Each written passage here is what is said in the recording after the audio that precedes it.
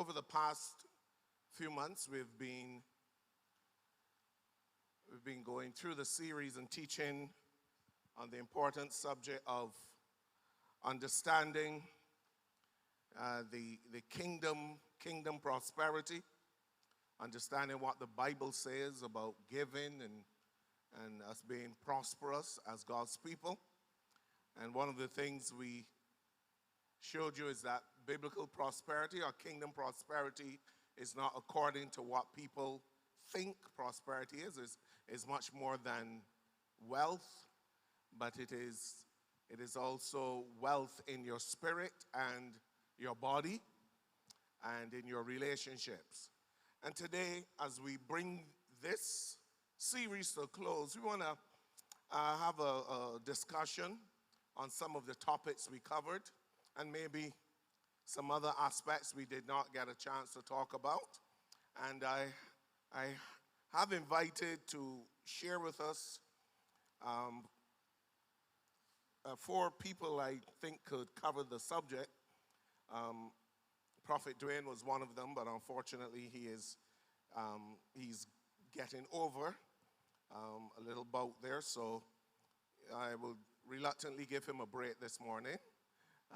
But the other 3 are available and they will be coming to share. So I just want to give you a little background about them. So when they speak with authority, but they're also speaking from the perspective of the Word of God. The first one is Minister Anderson Rice. He shared last week and did a tremendous job.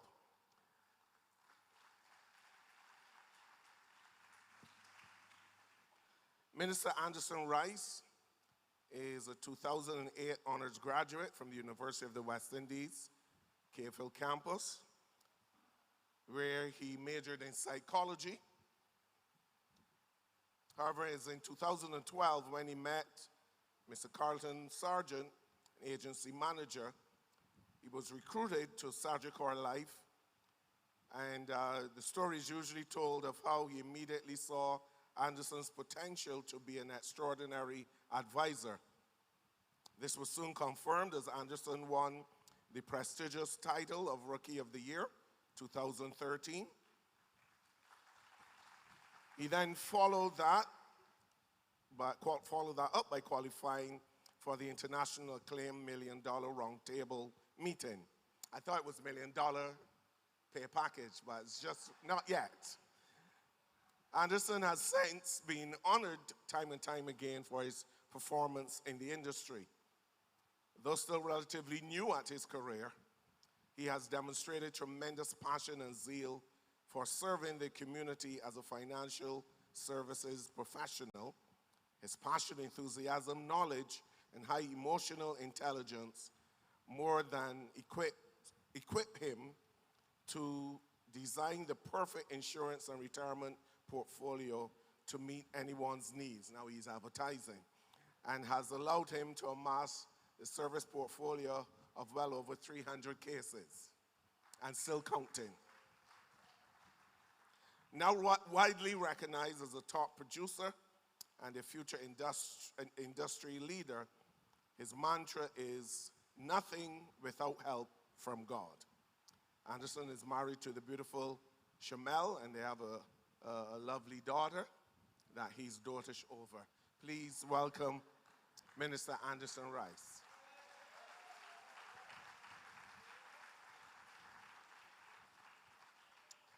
And there's, you want to sit at my right hand? No, you sit beside. Come here, right here.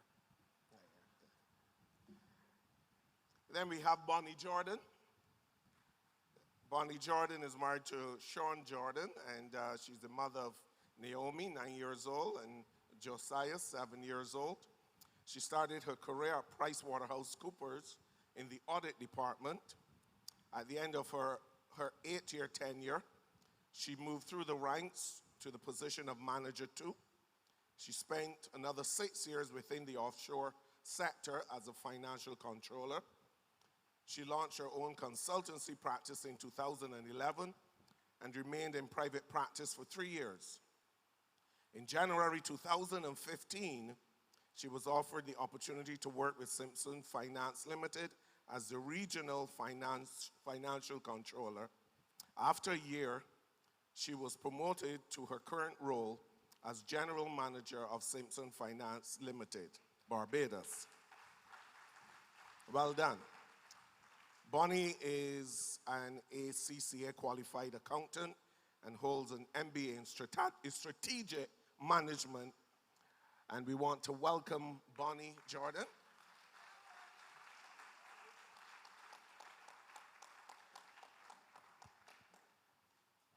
Welcome.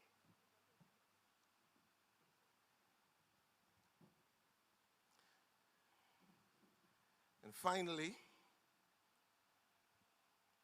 I want to welcome Marlene Husbands. Marlene is married to Dale Husbands for the past 21 years. They're the parents of 4 children, 2 girls and 2 boys, 18, 15, 7, and 4. I don't know what happened after 15. They went on a second honeymoon, then they're 7 and 4 years old. Wow. Marlene holds a Bachelor of Science degree in accounting with honors from the University of the West Indies and is a fellow of the Association of Chartered Certified Accountants, ACCA. She's also a member of the Institute of Chartered Accounts of Barbados and sits on the tax committee of the Institute of Chartered Accountants of Barbados. She's presently an executive director at one of the leading international accounting firms. I said executive director, yeah.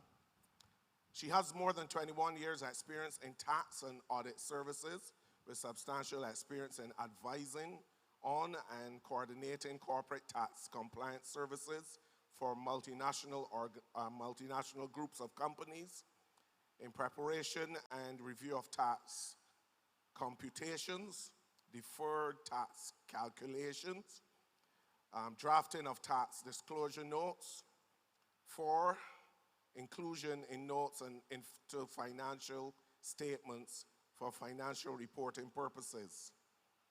Wow, she does a lot. Submission of tax returns on behalf of clients operating in diverse industrial sectors, including telecommunications, banking, manufacturing, retail, and financial services. Past audit experience includes retail, manufacturing, distribution, banking, insurance, and financial services. She also has extensive experience in providing personal tax compliance services, preparing tax equalization, and hypothetical tax calculations. Marlene enjoys being a wife and mother, and though her job demands long hours, she works continuously to prioritize making time for God, husband, children, and in-laws. I want to welcome Mrs. Marlene Husbands.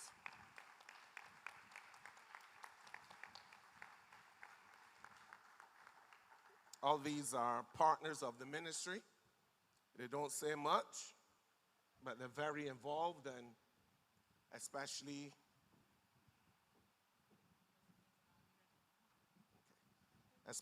in the business sector. Now, I've chosen these so we can talk together. They're going to do a lot of talking. Your microphones are right there, and you can take them out at will, because you'll be doing most of the answering. We have some questions, and my purpose is to get through as many of the questions as possible. My purpose was not to have a large panel, but to have a smaller panel as possible so we can deal with the questions in the hour or so we have.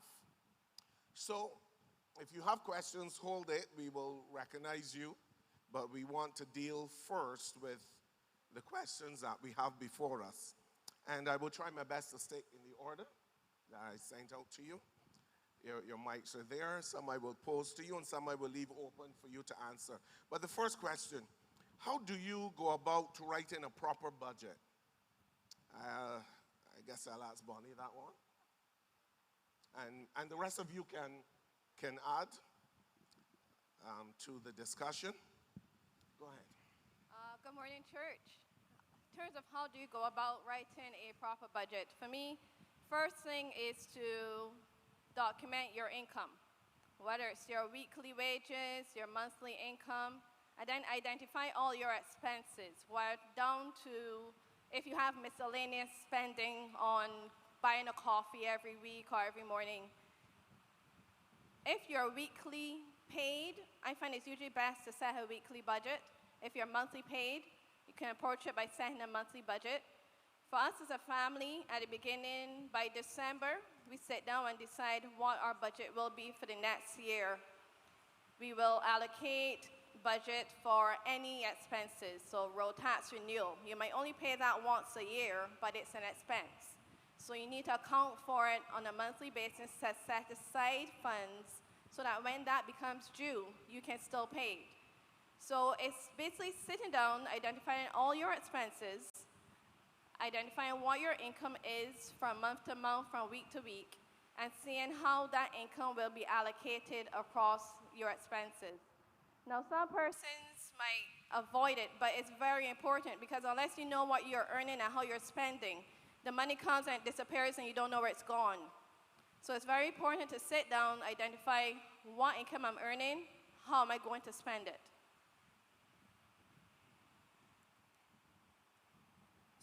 So how do you deal with emergencies? Because they will come. Yes. As an element of your budget, you should also have an emergency fund, a portion of savings. Let me jump back a little. In determining what my expenses are, I have allocated for savings, I've allocated for investing, and I've allocated for day-to-day expenditure. Part of my savings is for an emergency fund. That emergency fund, I don't touch unless there's an emergency. So every month, a little bit goes into that account so that if you do have an emergency, there's funds sitting down that you're not utilizing on a monthly basis that you can pull from. Okay. Anyone? Mr. Anderson, last week you made a statement that a budget can be evil. Words to that effect? Well, no, I was saying that basically for me, I didn't like the idea of sitting down and writing out everything.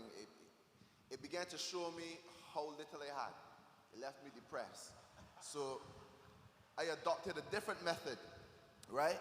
And what I would do is that I would first take a portion, allocate for gifts to God, allocate a portion for saving, allocate a portion for investing, and then I will let all of my expenses conform to what is left back.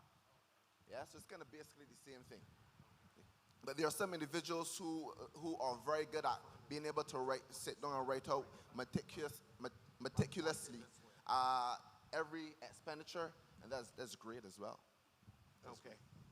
But if you, maybe I can ask Marlon, but if you know your budget is about the same thing every month, do we advocate still writing these things down and going according to them, or have a mental understanding of your budget? Well, I would say you need to write them down because the budget, in my mind, there's a background to it, in that you have to have goals. You have to be working towards something. It can't just be income and expenses. So Anderson referred to it last week about having objectives, having a vision, having some ideas to where you want to go. I'm not saying you're not content. You're contented with what you have, understanding that you can gain more from going through the process. So like emergencies, there are things that I don't necessarily deem to be emergencies, because if you have a vehicle, right, in your mind at some point in time during the year, this vehicle will require maintenance. So for example, you can budget maintenance for a vehicle monthly so that, like Bonnie said, you don't have to touch your emergency funds, medical expenses, things like that. So there has to be a backdrop to where you want to get to when you're doing the budget. And I'm assuming that this person didn't answer this question because they had no clue what to do.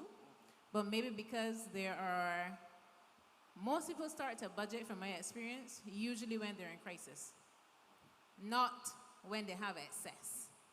So at that point in time where this question may have arisen, it may be that you just need to look back and sort your budget based on your fixed expenses. Those are the obligations that you have to pay. You have no choice. And then there are monthly obligations you have, but there is some flexibility with it, or you can decide, well, I wouldn't do it this month, things like that. So there needs to be a backdrop to your budget. I would say remain positive. It can be tedious, but if you have the goal in mind, if you have a goal, it's easier to make a sacrifice. This one.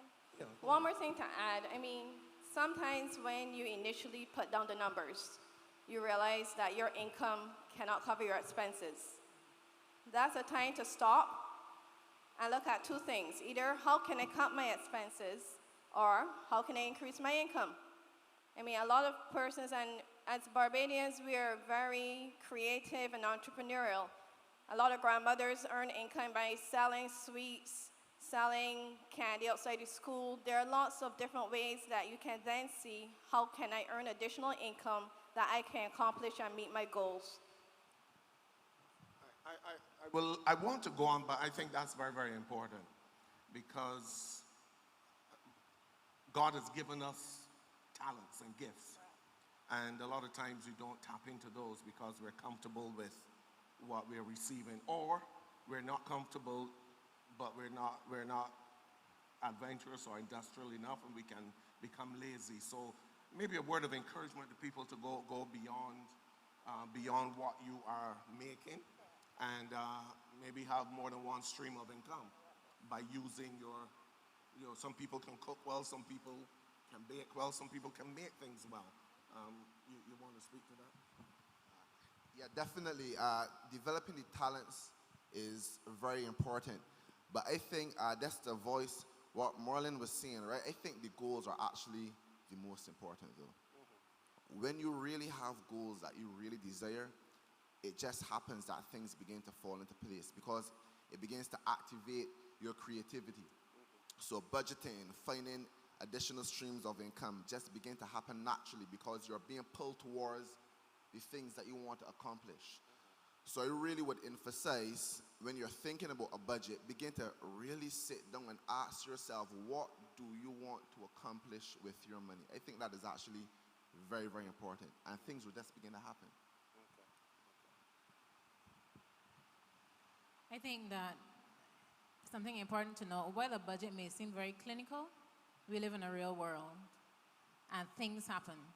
So just be prepared to review your budget and make adjustments if you need to. Some months you may be able to meet your goal of, say, 10% savings, and that is extremely ideal. I know it's ideal, knowing the theology, and well, not theology in this case, but investment advice. But we live in a real world, and SRL is a very real impact on orphans, right? So do not be discouraged when this month you don't get it done. Don't even be discouraged if you end up in deficit. You do exactly what Bonnie said. You cut back. Look in your house to see what you have that you can use as opposed to buying again.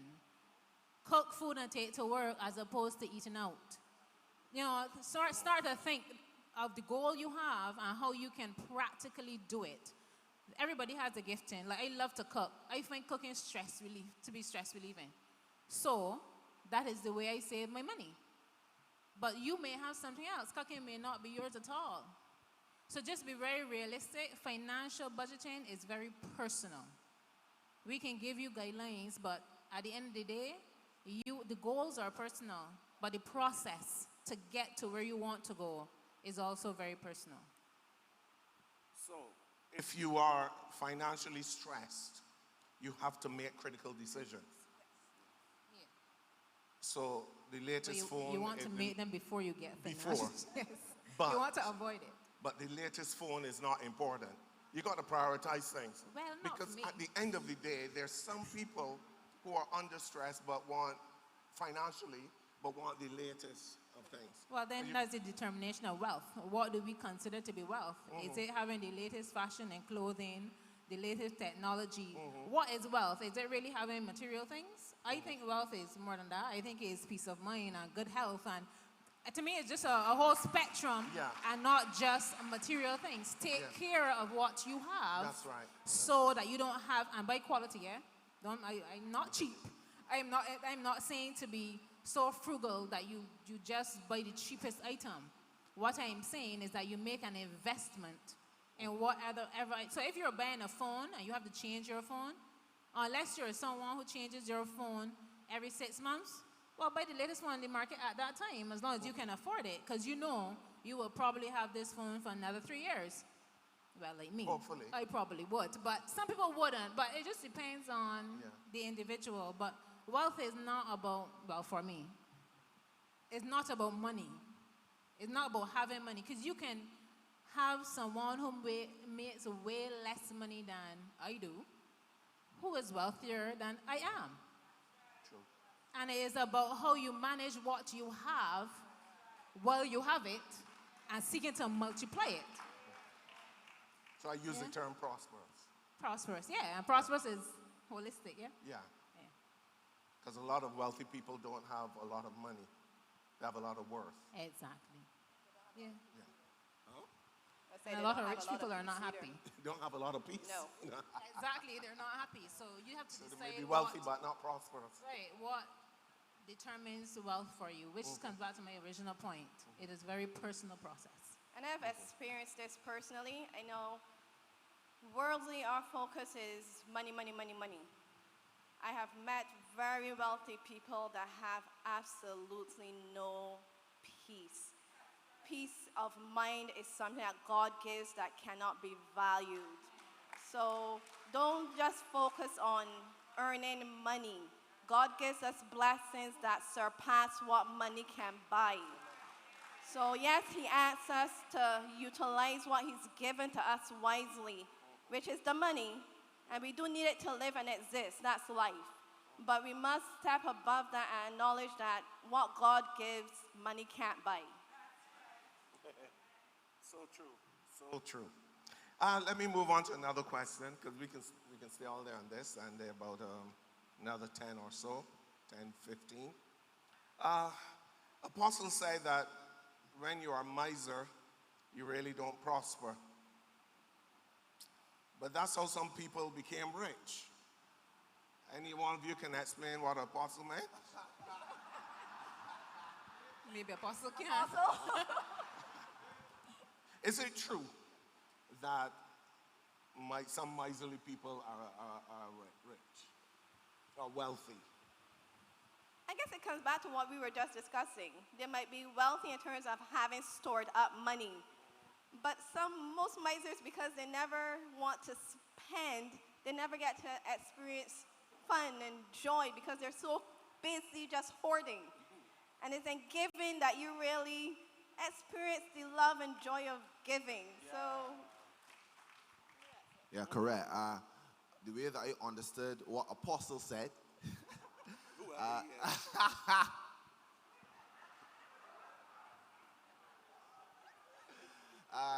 is not being miserly towards God. And I think that is very important, because as it relates to personal finances, especially as kingdom people, one of the things that we emphasize a lot, and I believe is very, very important, is the idea of faith in God, and that as we trust God with our finances, the one who is the owner of all the money in the world, all the banks in the world, all the people, all the water, all the oil, all the gold, when I trust him with my finances, he's faithful to return it to me. However, I do preach frugality, but that is different to being a miser. Exactly. It is more about delayed gratification.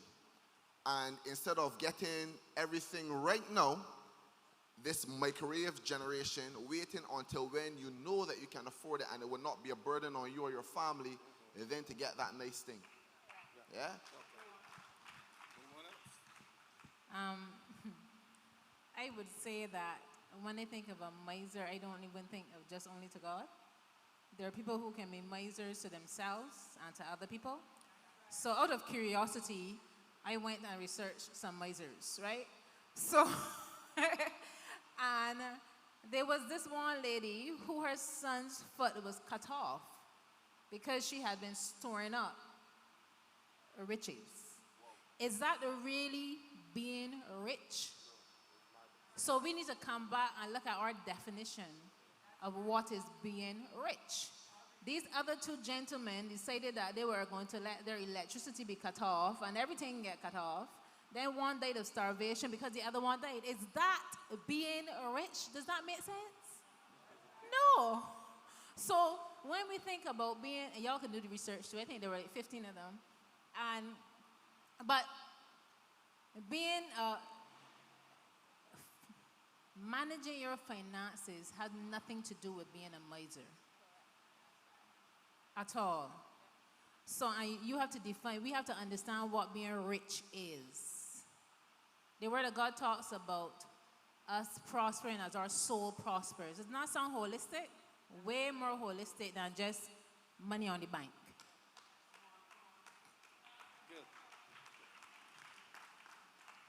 So thanks, sir, for helping me understand what apostle meant. I will let him know what to say. But there's another guy, Minister Anderson said last week in his great sermon, he discouraged us from getting credit cards. So how do we build a good credit rating if we don't have credit cards? I guess. Yeah, In this case, Minister Anderson will speak for himself. Yeah, I wouldn't say not to get a credit card because I have a credit card. But I would say the idea is when you're going forward with these things, understanding how they work and then making sure that it works for you, being wise with the way that you handle it, right? So if you are not disciplined, and there are individuals who are extremely disciplined, so credit cards work excellently for them, right? But if you know within yourself, and these are really the individuals that I was speaking to, you know that you may have a challenge, being disciplined.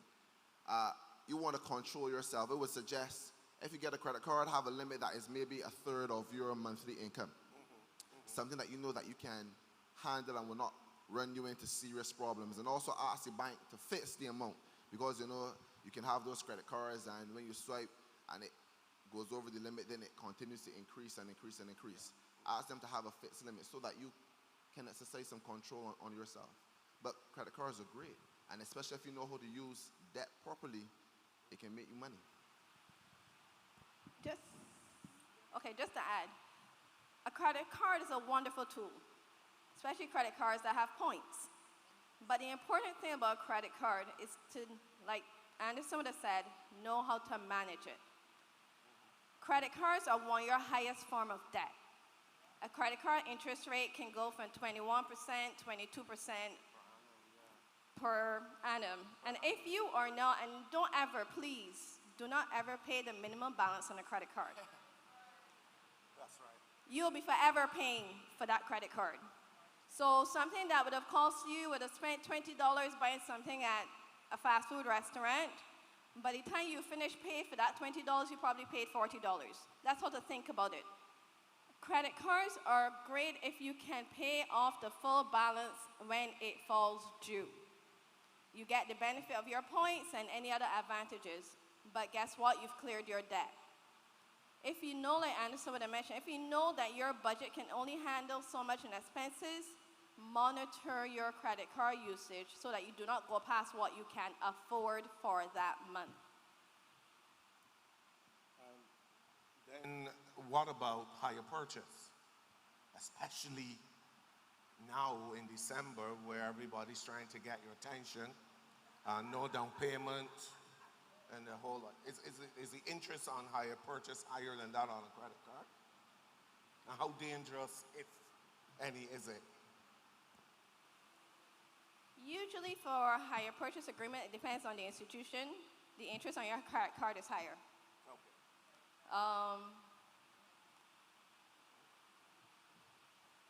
it's hard to say don't buy things on hire purchase.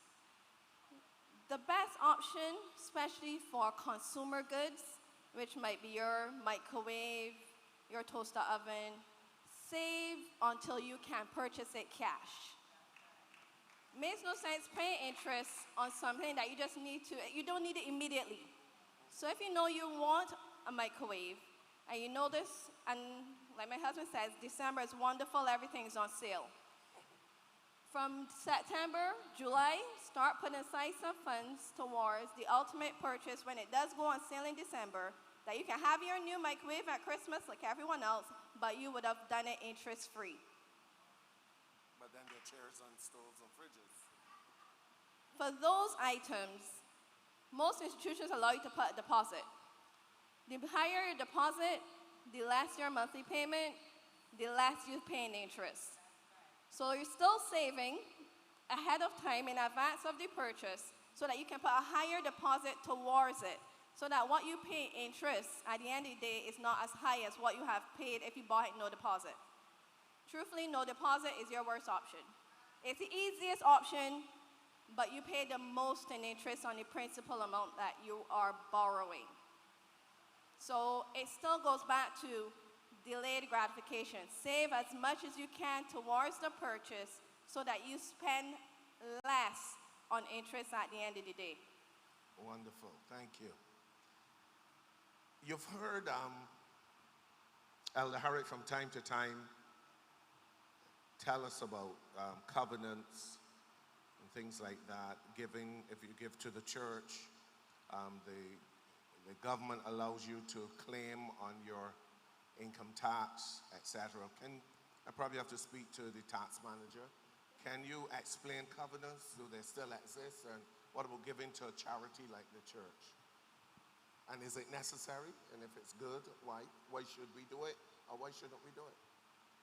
Well, a covenant is really just an agreement between two parties, right?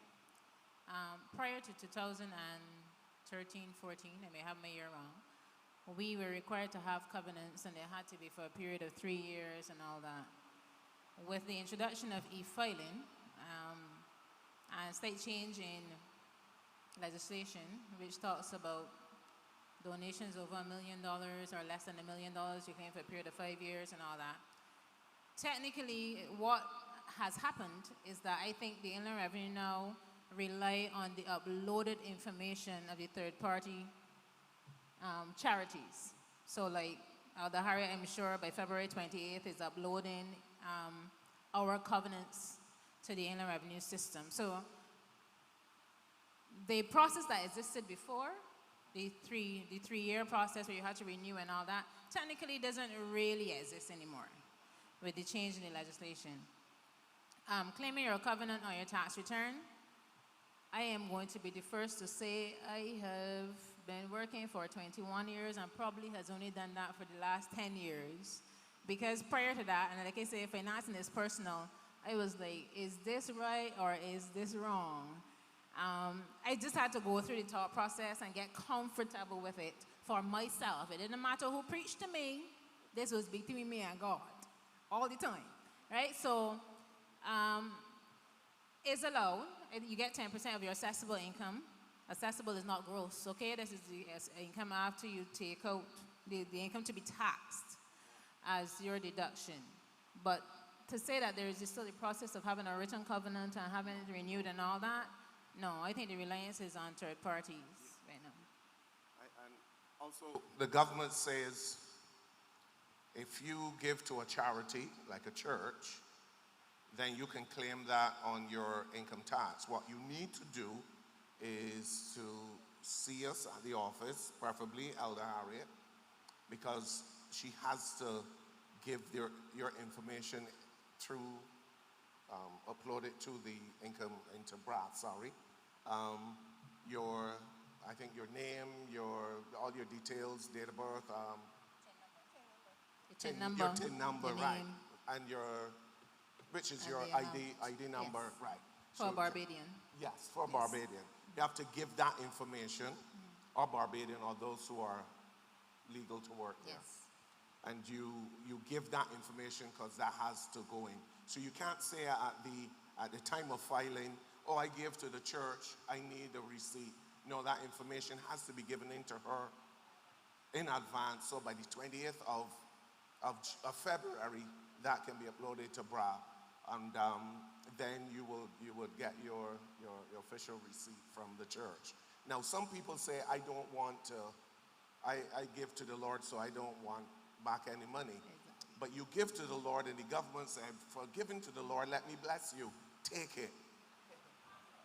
Please. For all the tax they take from us, they say to us, if you give to a charity, like the church, we allow you to claim that just as you claim your, I don't think you can claim a lot of things you can't claim now, like mortgage interest. No. But as you claim other little things,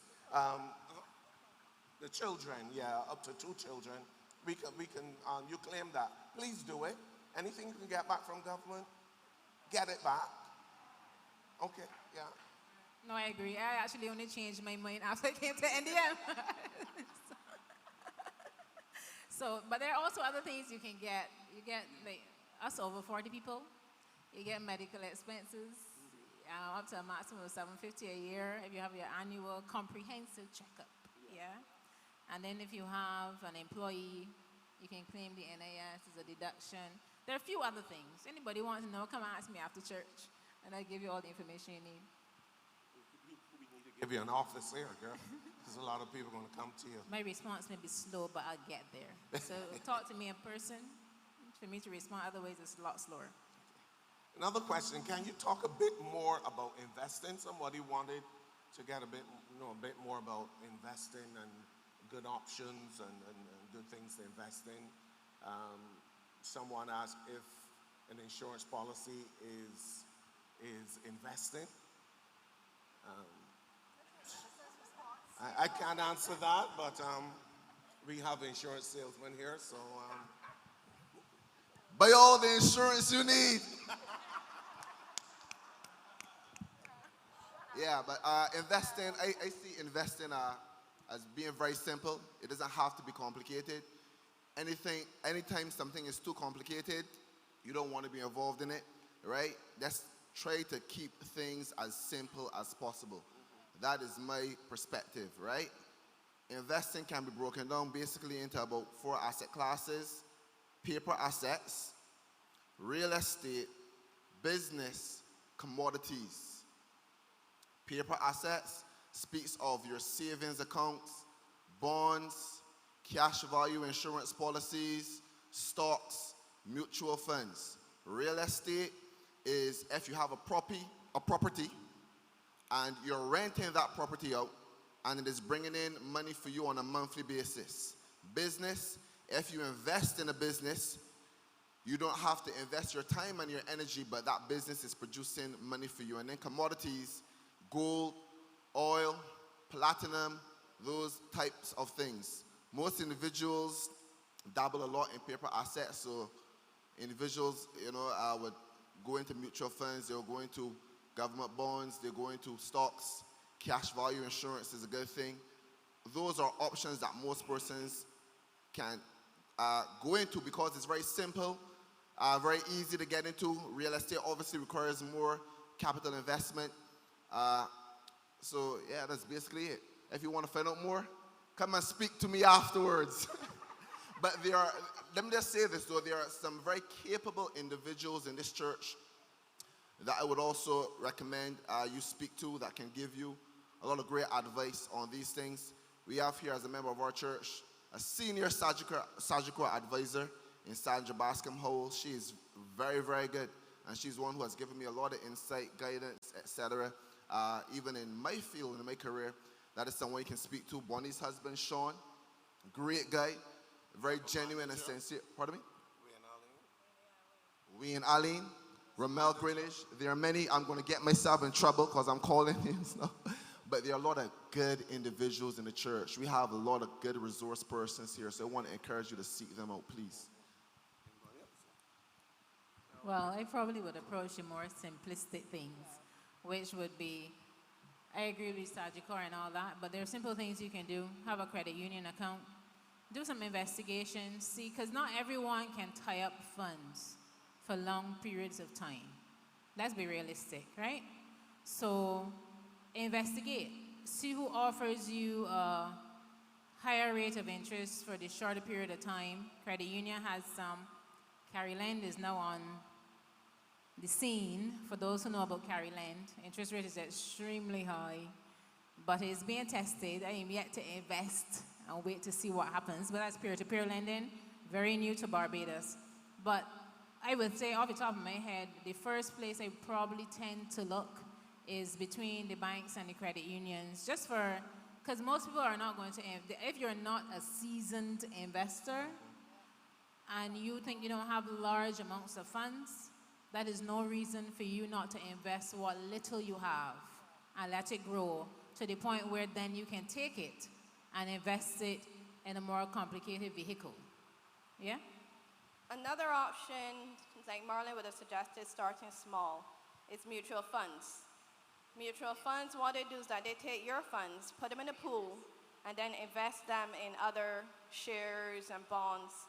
The challenge is right now that most mutual funds are closed, but for future thinking, mutual funds, oh sorry, not one. London Life. London Life? Royal Fidelity. Royal Fidelity. Yes, Royal Fidelity is the only one in Barbados that's still open for investing. You can make monthly small amounts into your account that then builds. So that's the benefit of the mutual fund. For those who don't want to risk or don't have any knowledge to say going buying stocks and shares, the mutual funds does that on your behalf. Go ahead. Yeah, I actually really like the credit union. The credit union has a plan, the premium plan. I think that's a very good plan. You get 3% first year, 4% second year, 5% third year, something like that. Less now, but. Pardon It's me? less It's now. less now? But It's yeah, less, yeah. but it Right. still has the tiered rates. Okay, but that's very good. That's a very good plan to go on, and I really like mutual funds too as well. Royal Fidelity has their new growth plan. I love that. Check it out. Okay. You're getting a lot of free information here. Thank you so much. That's important. Let me skip down to one here.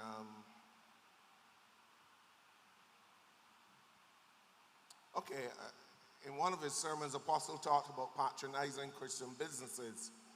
But the reality is that many Christian business people are lazy,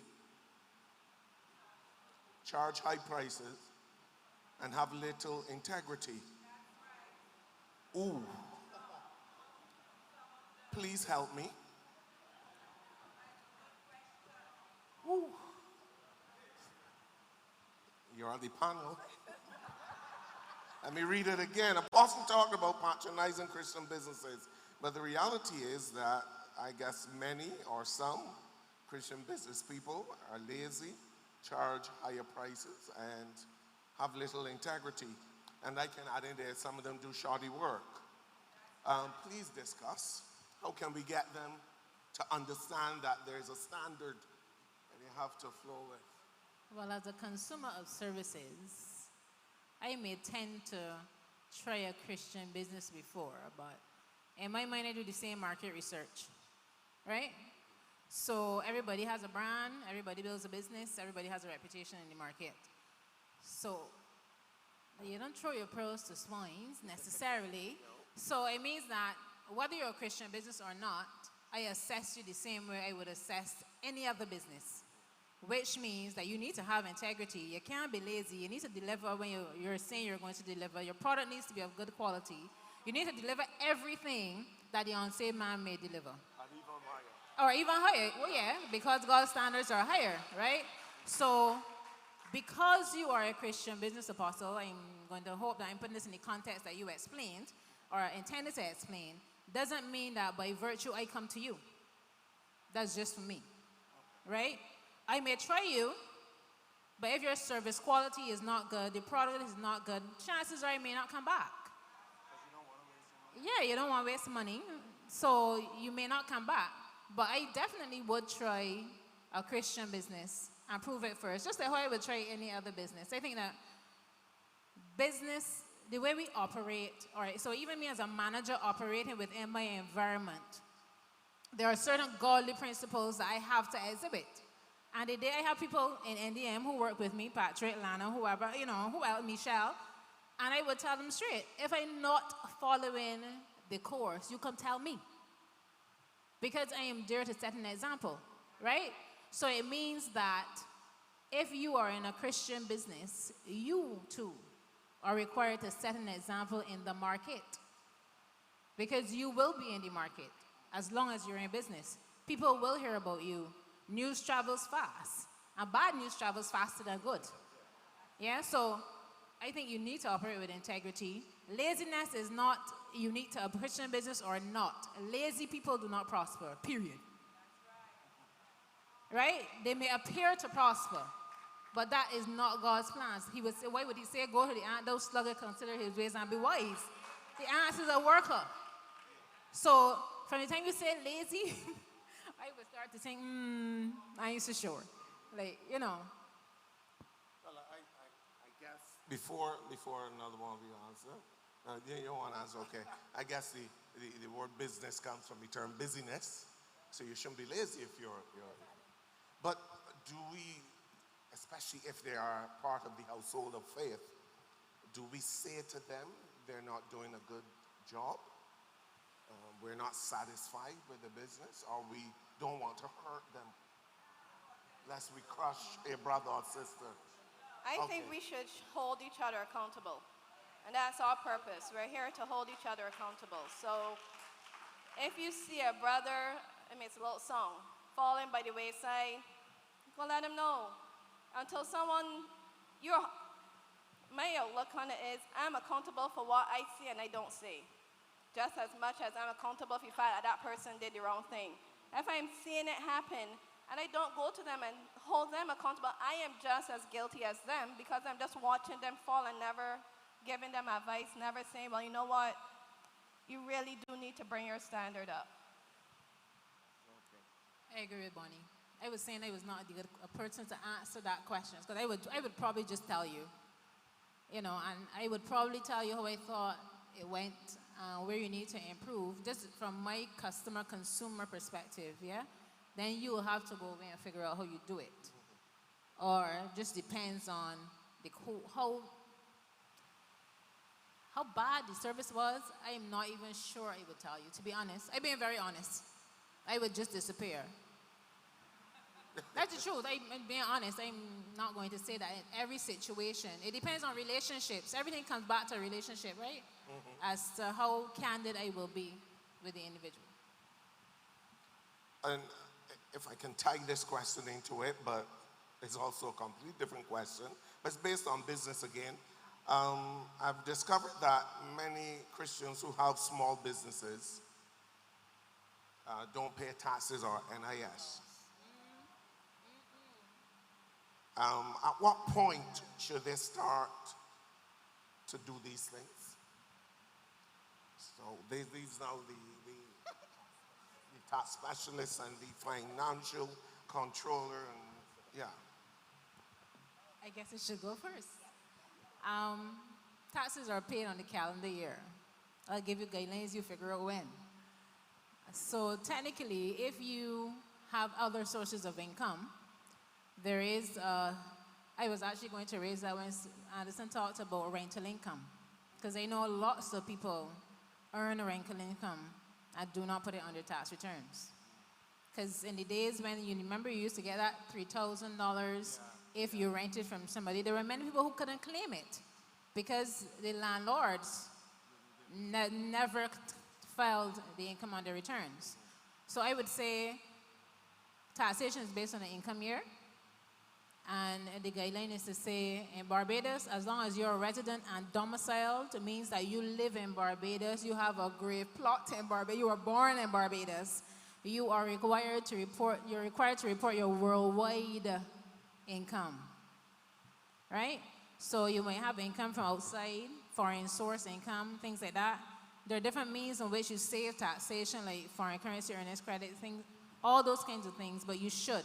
Now for NIS to me is a little more ticklish because many people will be earning additional income but not necessarily be self-employed. So there is a limit to how much MIS you pay, regardless of how much you work for. So you may be covered or captured already as an employed person for NAS. So that's my general response, but you'll have to look at the individual circumstances when it comes to NAS and things like that. Well, most people, employed people, so I'm thinking that this is income on the side that we're talking about. Well, self-employed is a totally different picture. Self-employed people pay NAS. Yeah, so self-employed person should pay NAS and they should file their tax returns. Reverse credit returns, I'm not even sure if those really exist anymore, but you need to comply with the law basically. Render to Caesar what is Caesar's, render to God what is God's. So we all benefit from the services of free education, free medical care. We ought not to take it in some cases, but it is there for everyone to benefit from, and the only way you can do it is by paying taxes, to be honest. I concur with Marlon. Once you're self-employed, you should pay NAS and you should pay your taxes. Go ahead. There is a personal allowance threshold, though, for taxes. So where you may file your return, you may not necessarily have to pay taxes. Right. So sometimes you have to make an assessment, and a company pays taxes on net income and not on gross income. So you'll take all the income you earn, take all the expenses for the year. In some cases, you may actually make losses and have those losses to carry forward to claim against, and we carry forward losses for 7 years, to claim against your income in upcoming years when the company is actually making money. Okay. So there are a lot of things to consider. This is very general. So when you're thinking about, but the general principle, yes, you file, but there are things that will probably allow you to save on taxes. Okay.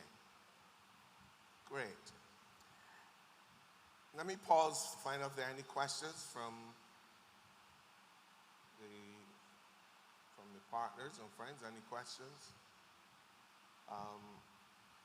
We'll have Brian and Anderson will have mics there. I'll take one or two questions. Just raise your hand and they will see you. Yeah. And there's a question right here.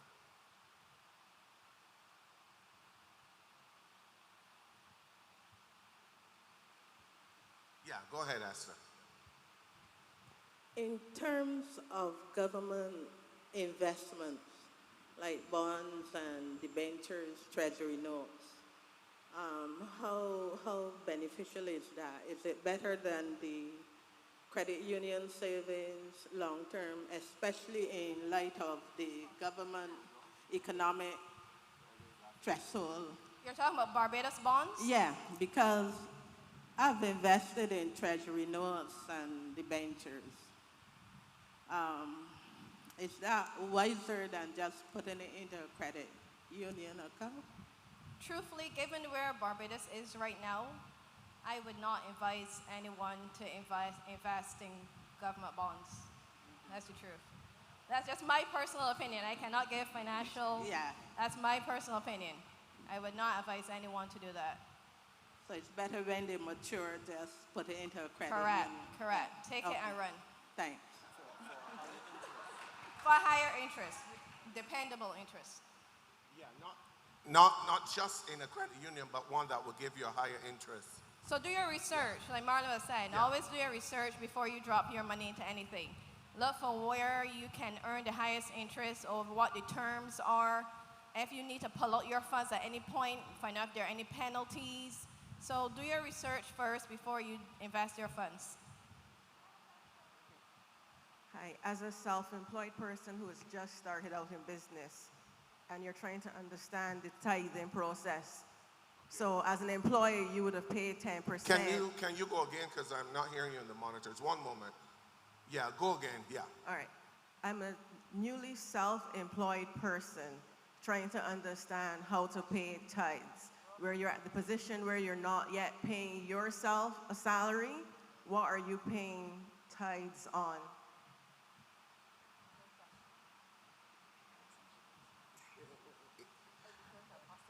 They deferred to me, the moderator. If as if a person is now starting out, we would not advocate, well, there's nothing really we, let's go beyond tithing and say give something. I believe in giving. We said in our studies that tithing for us will be the minimum, but if you cannot give the minimum, then give something. If you can't give a tithe, give something. Start practicing giving. So for now, you may not be able to give at least a tithe, but do sow something from your business, and as you do that, you believe God for the increase, and it will come. We're seeing that happening.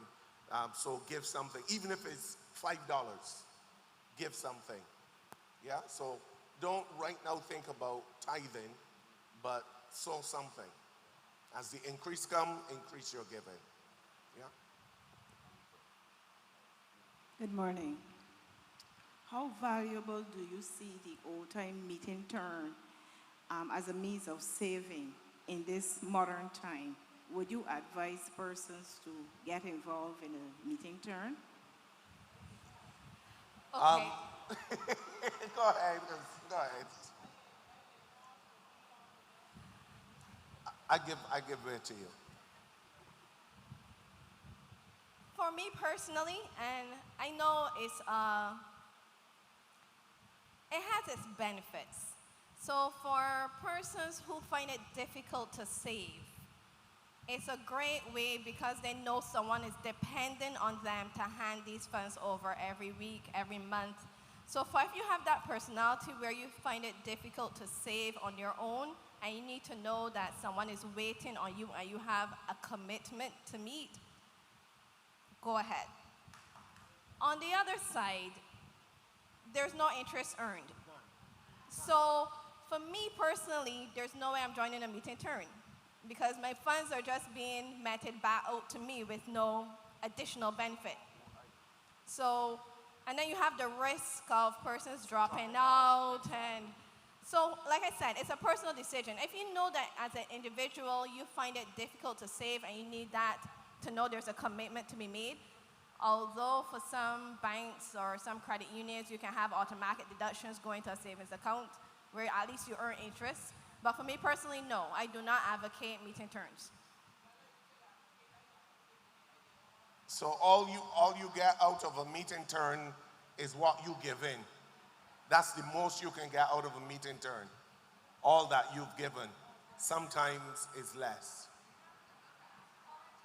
Well, But if it Elder Howard is saying something, so get the mic to her. No, we give preference to the I elders. agree, Susu. So the origin of meeting turn was to help, I mean, it goes all the way back to slavery. It helps slaves to save money with the objective. Some of them bought land, some of them were able to buy their homes because of a meeting turn. But you got to remember back then there weren't banks for slaves either. So it was their initial financial institution. So I understand, I appreciate it. But in this age where we do have options, I mean, to me, it's like I said, it still would not be my first choice, but I understand why people still use them. I probably have mixed feelings about it. Because to me, it works for those people who will have an annual obligation and don't trust themselves to put it on a savings account without going back for it. So I think there needs to be, and like I said, this is all very personal. Financing is personal. So while we may be from a forum where, yes, I can say I have enough funds that I can go put on a bank and wait for the interest to be made, there are other people who may not have enough self-control to not go back and pick back up those funds when something happens. Well, in a meeting, they always say that you pay an obligation more faithful than you save. And sometimes I think that that is what people use it for. And if it works for you, I wouldn't say don't do it. Because that is sometimes how some people, that's the only way some people can make those annual expenses without trusting themselves. It's like a credit card. I didn't respond to the credit card, but I believe in credit cards with benefits, of course. But then you have to weigh the pros and cons. If you are an individual who will rack up your credit card and then pay at a mortgage, as a mortgage for the next 25 years, that is not smart. But if you're one who can ensure yourself that the interest doesn't rack up and you don't roll over interest to the next month, and you can get free miles to have free trips and all that, well, use it. But just exercise wisdom. You have to know your person and be honest with yourself about who you are and how you manage money. Create accountability, whether it be to your spouse, to a friend. You have to do so. If you are a not disciplined person, a meeting term may work for you. If you're not a disciplined person, don't get a credit card.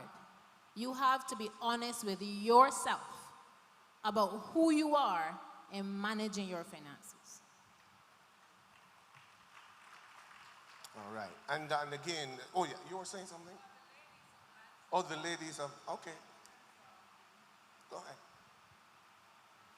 Have answered in terms of the personal nature of a meet and turn. And Bonnie went back into the history of the meet and turn. And even coming out of that, Bonnie, it tied in with what you said about not getting things on hire purchase, but saving up.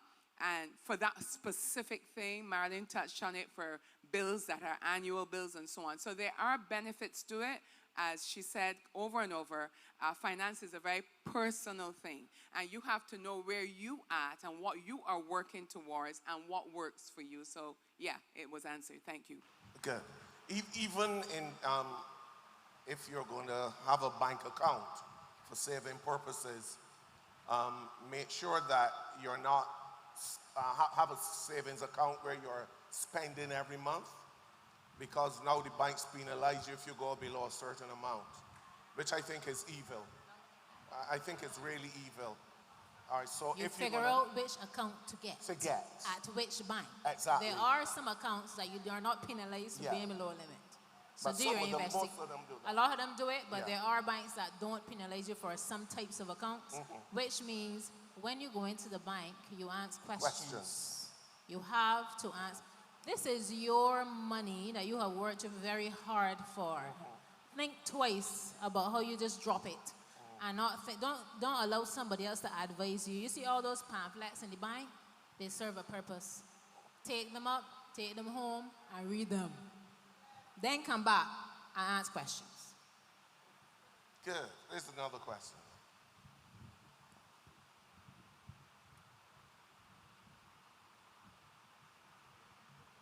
Hello, yes.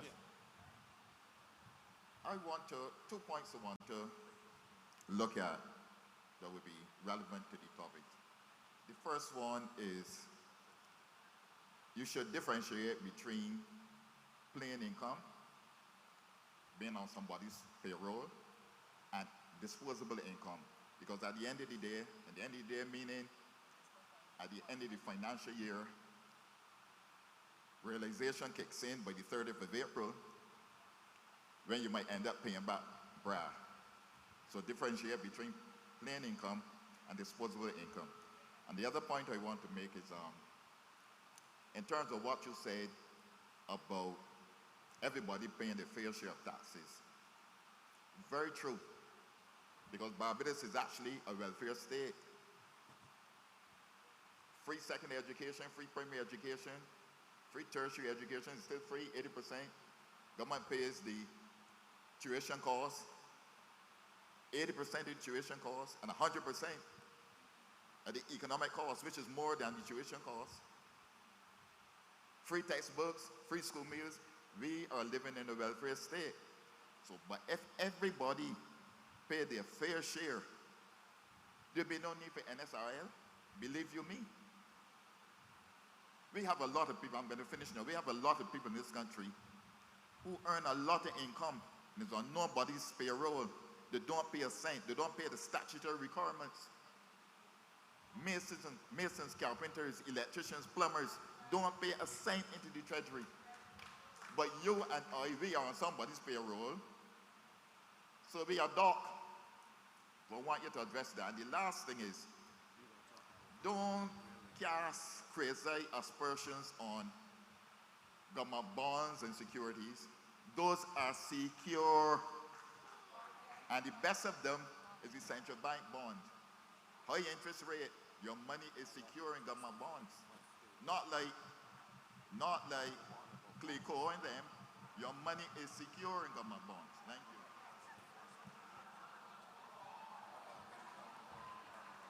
you. Yeah.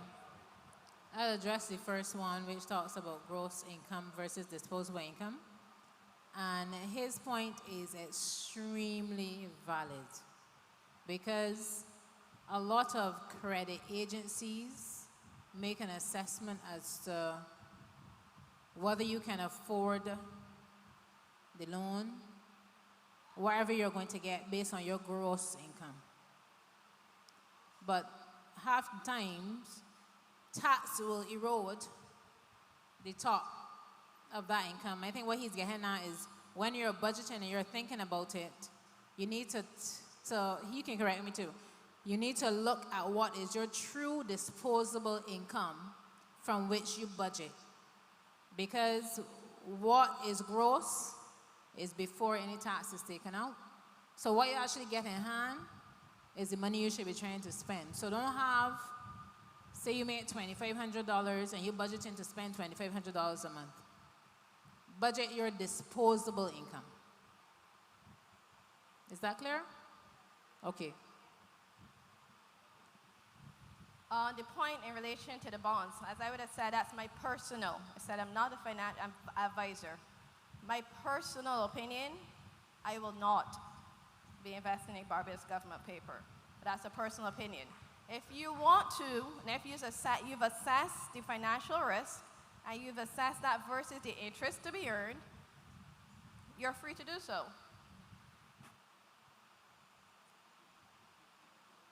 All right, two more questions, yeah, by you, Anderson. Yeah.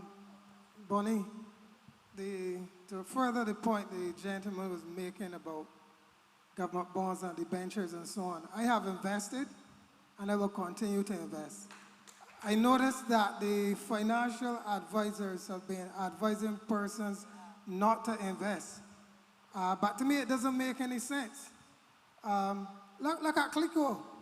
The government had to undergird Clico. And we, the taxpayers, all of us, will be paying for that investment that those people made in Clico. The other thing that I am noticing to me is a matter of undermining the government. And the banks have been doing it, the other institutions have been doing it, and to me it's a very bad thing. The government in these small societies is the last line of defense. So I think it's very wrong for the financial advisors to continue to tell people, do not invest in government securities. It's a very dangerous thing that's happening. And to my mind, whether it is this government, the next government, the last line of defense in these small societies is the government. I have invested in mutual funds, I have invested in debentures, I have invested in treasury notes, and the point is made that if you are not a person who follow your investments on a monthly basis, you can lose considerably. You can lose considerably. You have to be able to monitor all of your investments on a monthly basis. I am going to say again, don't fool yourself. Government is the last line of defense in these small economies. Where everything else fails, the government comes in and then saves the day for everybody. So we are just fooling ourselves. We are fooling ourselves, and we are going down a very, very, very dangerous road.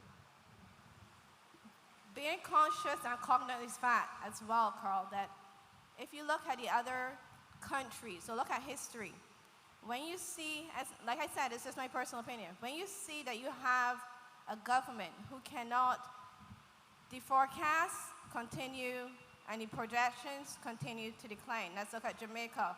And then you end up with cases where you have default, where the government cannot meet their obligations to pay back the bondholders. So I'm saying, it's up to you to assess your risk. That's your personal choice. It's up to you to assess your risk and determine where you want to invest your funds. Just let me make one more point, Bonnie. Even if we had to take a haircut, look at where the interest rate is in terms of government bonds. Look at where the interest rate in terms of banks and so on. Even if you had to take a haircut on a government investment, it would still be considerably more than anything else that you're getting out there. So you really have to be very, very, very careful how you're advising people. Very, very, very careful.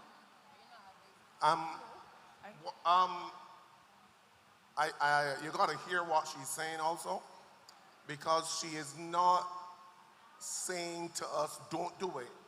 She's sharing her opinion based on what she is seeing.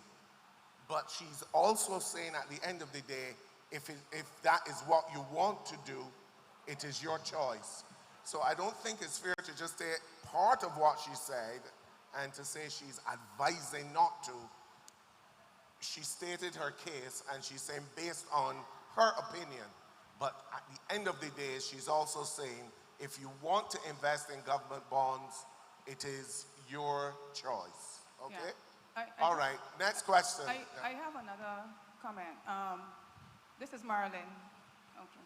Where are we at? Hi, I'm here. Okay. On that front, I don't think Carl was specifically addressing Bonnie, but general advisors in the market. And I think there needs to be a balance brought in that if you don't invest in government doesn't have it. It's a circle still. So we just have to be cognizant that there's a balance to be drawn, and if you don't put into government, they also don't have it to put back out. So I'm not falling on one side or the next. That's just a general comment. I just wanted to make a contribution on the area of investing, and it has to do with a caution where wherever you place your funds, the onus has to be that you have to monitor. Mutual funds were put forward, but you have to be extremely careful with mutual funds in that you might put in $5,000 today. And because a number of those investments, and they're being done for you, so the attitude may be just to relax, and they're handling it for me, they're investing in bonds, they're investing in shares. And therefore, you might not monitor them as closely as you may if you were not having that service. But you have to be very cognizant of the fact that the market values can decline significantly. So you could put in $5,000 today, and because of how those funds perform, you might end up at $3,000 a few years later, and you would be in deficit. So it's just a caution that wherever you place your funds, you have to monitor the institution and how it's performing, and you have to monitor your own personal investments to make sure you don't lose inadvertently. No, Thank totally. you. Well said. Yeah. Totally agree. No matter, it's your money. Like Marlon said, at the end of the day, this is your money. So you have to be careful and you have to monitor. Most mutual funds, you get your statements every month, or you can go online every month and monitor how your funds are performing against the market. And I would also add to that, it is important that when you're doing those things that you speak, that you get advice. Advice is very, very important. With mutual funds, if you go in and you want to start a mutual fund account and pull out after a year or two, that's a waste of time. You're going to lose money. You have to be thinking long term, and that's very important. All right, we're going to take 2 more questions. Our time is gone. So go ahead. Yes. What is the best low-risk investment for high return based on your expertise, research, and most importantly, experience? Low risk, high return.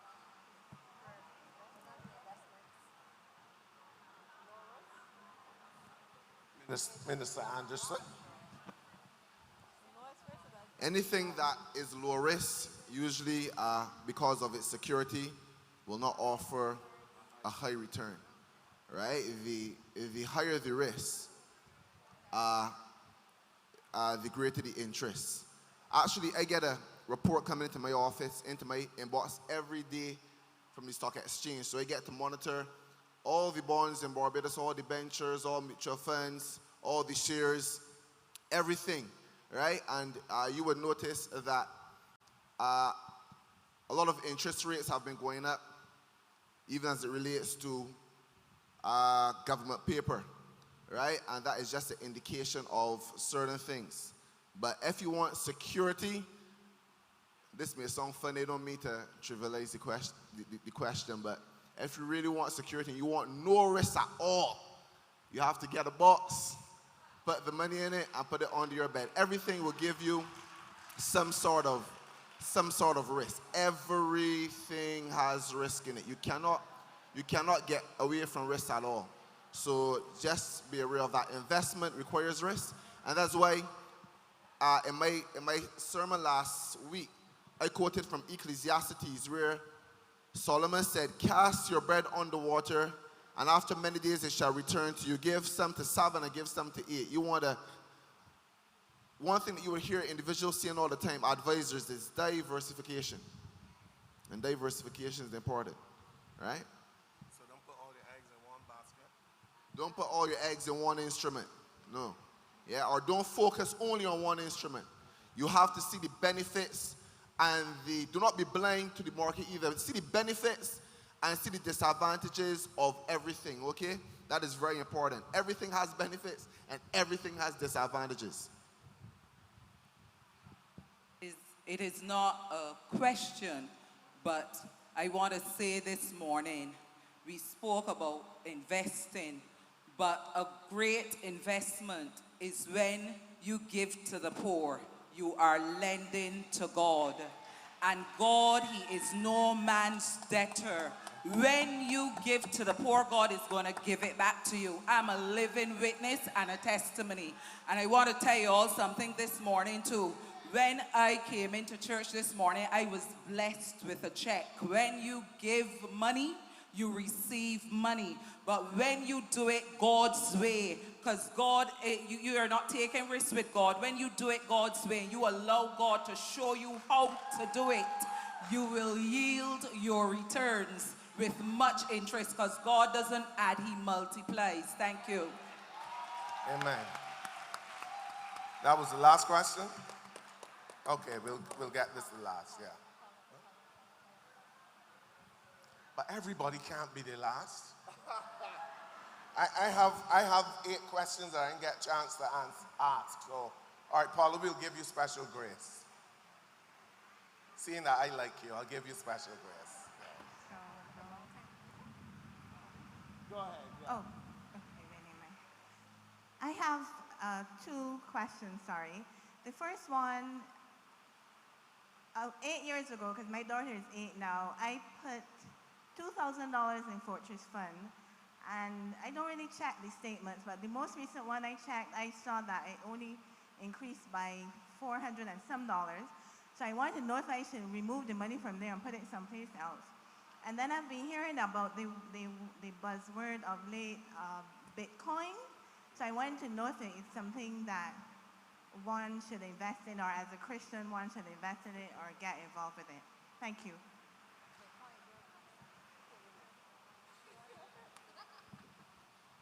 I will not give you advice from the pulpit as to what you should do with your money, right? You really and truly need to take responsibility and go and do the research, as Bonnie was saying, to find out what could give you a better return, and then make an informed opinion. I can give you some suggestions on a one-on-one, right? But you have to take personal responsibility. And last week also, my sermon, I would have made the point, education is very important. You have to read, begin to study. And the thing about it, again, right, I want to say this.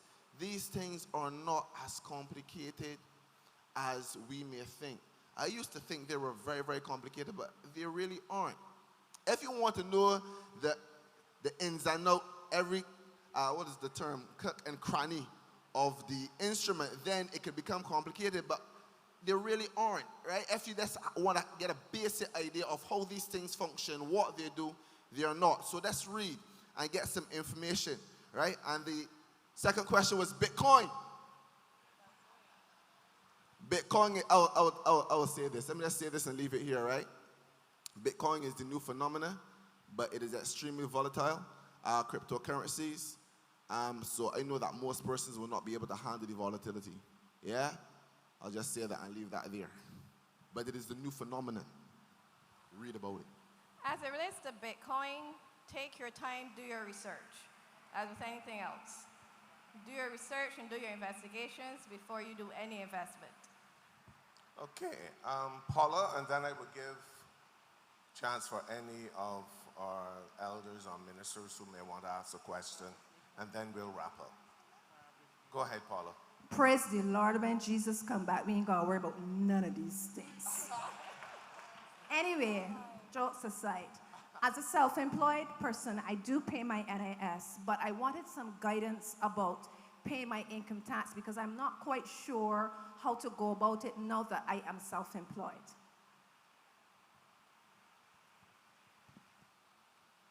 It's basically by filing your return, to be honest. It's that simple. But you will have to keep good records of your income and your expenditure. And especially things like say you use your vehicle for personal reasons and then use it for the business. There's a portion that will go. If you use your house, there are a portion of those expenses that can go to the business as well.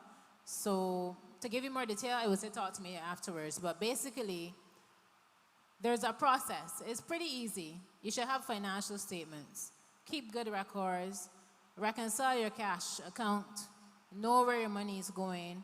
And because you can be audited at any time, so you must have good records. But it's really just about filing your first tax return. Once you do that and you have other income that comes from employment, then you'll get, and the self-employed payment will pay, a person will pay it in installments 4 months a year, 4 times a year, till you file your next return. So you have to do an assessment, but talk to me.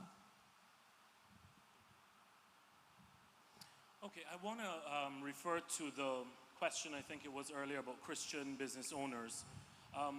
Being a Christian business owner, and also my family involved as well, I think we should be held accountable as far as very high standards, and we should want that, and that's something we should desire.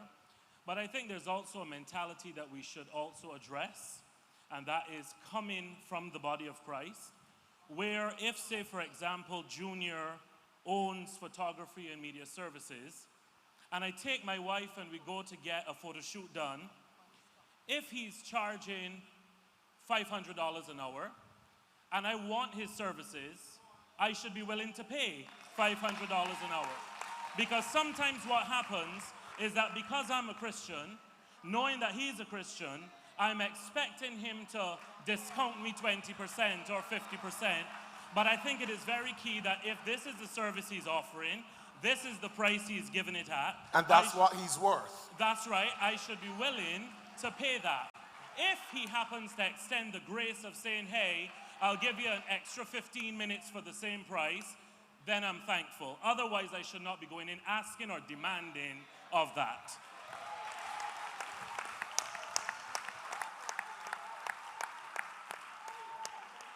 Here, here. Well said. Any of the elders want to say anything?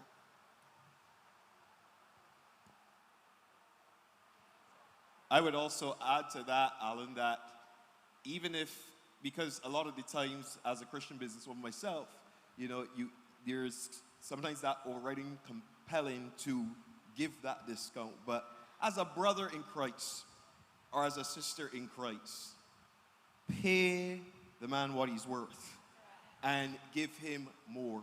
Now, this is what I'm saying. Because the mentality is, a lot of the times, is that we expect when we go to afford a service, say at Line Grove or someplace, a high-end service, we expect that there's going to be a high level of pay in regards to what we're getting because we're looking for a high-quality product. And sometimes we feel really good. Sometimes about making that step in affording and putting that money in to get what we want to get out of it. I have this dress from so-and-so or whatever is your fancy. But let me tell you something. The man is the best photographer in the island and probably in the region. Hello, I just blowing your trumpet a bit.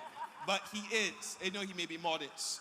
But it should be an honor to bless. I've had people tell me because they know, okay, this is who you are and you're coming to buy from me, hold this discount. I said, no, keep it, give it to the church, do something with it. I really do want to sow this money into your company. And I think it should be our attitude. It's okay to be blessed and to get a discount, but come on. Let's take that from Babylon. Hallelujah. And bless our own people. And if we are able to, let's go above and beyond. God will reward you because you're a blessing, not just something that he has originated and come up with an idea, let me just do this, but God gave it to him to steward. And you blessing him, and I know just Judy Jr. for an example, but anybody else that has a Christian business, you putting your monies into them because of the value and so forth that you're going to get, you're actually putting that money into the kingdom. Yeah? Mm-hmm. It's like coming here and putting your money into the offering. And we have to remove that mentality that we are just a church here. We are the church everywhere. We are the kingdom of God. And so let's build and establish the kingdom of God by sowing into each other. Another thing is that we oftentimes miss a lot of windows that God brings our way. And I mean, God has given the church so many financial windows to jump through. And because a lot of the times we stay in a place of ignorance, we miss those opportunities. We miss the waves. And Anderson talked about giving advice in regards to digital currency, cryptocurrency, and different things of that off the stage. But let me just say this. Do not miss God's afforded windows when they come along. A lot of the things we throw out and we cast out and we say that's the devil, oftentimes God is in it and the world gets it, and then we catch on about 5 years later and decide, okay, now it's the time to jump, and a lot of the value has already been milked out of it. I like Jacob because Jacob took the worst of the situation that Laban gave him, and he developed strategy and did something that was so beyond his time to produce and revolutionize his business and bring it to another level. And it was a new thing that was never done. And a lot of the times God is going to really, for us, bring new things our way. Get informed. Bonnie said it. Don't be ignorant. Ignorance always leads to poverty. Get informed. Make it your responsibility. And I love that we have the panel and we're getting to discuss these things. But it should not just be, okay, this is where I come to get the information, but it should stimulate desire in you to do that personally and go after it. A lot of the guys have afforded personal meetings after service, or, they may not have the time after service, but, after the moment, go after it. Anderson is one of my advisors. Great man, full of wealth. Go after it and get informed. And I'm telling you, you'll be able to capitalize on some great decisions. I had a friend capitalize at the beginning of the year actually works with me, on the same Bitcoin that was just mentioned, when it was $1,000 for a coin. Now it's somewhere around, it dropped down to 15 and change right now. Honestly, probably could check the real statistics. It was up to 17 the other day. And he cashed out on it. But it was from God pushing a button on the inside of him saying, go for it. And he checked with me. And I said, I feel it. Go for it, bro. And boom.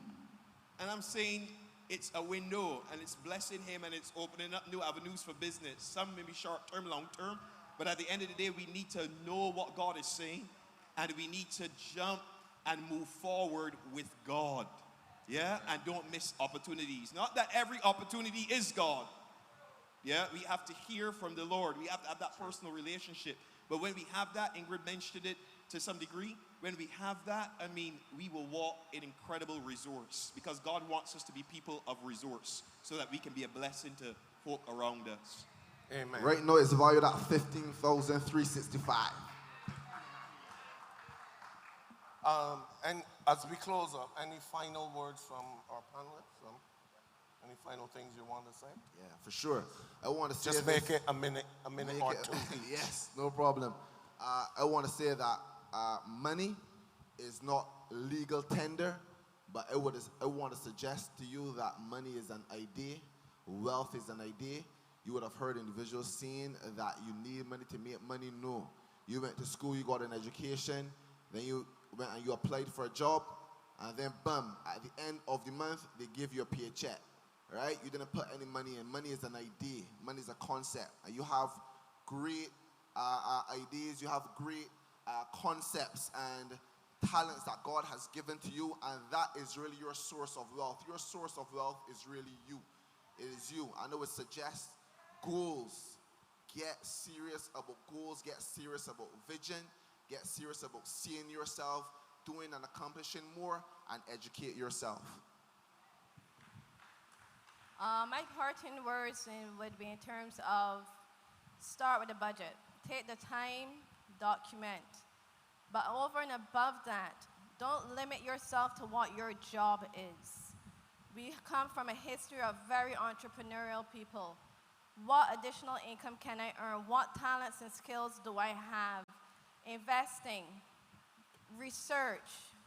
Do your research. Take the, as God leads, take the step. But then after that, monitor. Know when to pull out, know when to leave it for the long term. As it relates to basic living, try not to live, well, not try, don't live beyond your means.